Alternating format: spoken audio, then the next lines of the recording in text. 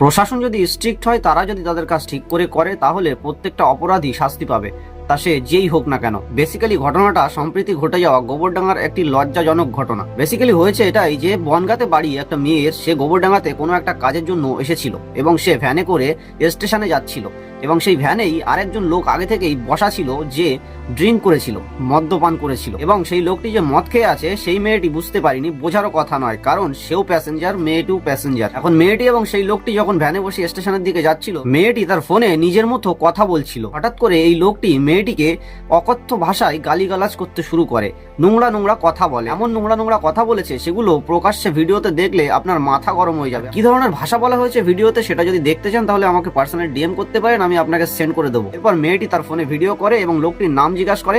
লোকটি তার নাম না বলে মেয়েটিকে আরো প্রচন্ড নোংরা ভাষায় গালাগালি করতে থাকে, উল্টো পাল্টা বলতে থাকে। সেই সঙ্গে এটিও বলতে থাকে যে তোর কি করার আছে তুই করে নে, যা কাকে ডাকবি ডেকে নিয়ে আয়। তার নাম কি? চিনিস আমার? এই বোদা, আমার নাম বোকাচোদা।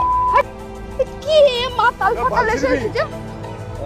তোর পুলিশ নেতা ডেকে নিয়ে আয় বোদা, আমার যদি বাল ছিটতে পারে। ঘটনাগুলো পাবলিক সেখানে দাঁড়িয়ে দেখছে, একটা মেয়ে হ্যারেস হচ্ছে, একটা মেয়েকে উল্টো পাল্টা ভাষায় গালাগালি করছে, কিন্তু তখন ওইখানকার মানুষ ওই লোকটিকে কিছুই বলে না। এখন পাপ কর্ম করলে ফল তো ভুগতেই হবে। তারপরে মেবি যেটা দেখা গেছে যে সেই লোকটির নাক মুখ ফেটে রক্ত বেরোচ্ছে, তার অবস্থা খুবই খারাপ। মেবি ওখানকার মানুষ বা আশেপাশের মানুষ পরে ওই লোকটিকে গণধোলাই দিয়েছে এবং সেই মেয়েটি গোবরডাঙ্গা থানায় গিয়ে সেই লোকটির নামে এফআইআর করে এবং গোবরডাঙ্গা থানার পুলিশ তৎপরতার সঙ্গে 6 থেকে 7 ঘন্টার মধ্যে ওই লোকটিকে অ্যারেস্ট করে নিয়ে আসে। এইভাবে যদি প্রশাসন তাদের নিজেদের কাজ ঠিক করে তাহলে প্রত্যেকটা মানুষ তাদের ন্যায় বিচার পাবে। বাকি আপনার কি মন্তব্য অবশ্যই কমেন্ট সেকশনে লিখে যান, আর ভিডিওটি প্রচুর পরিমাণে শেয়ার করুন।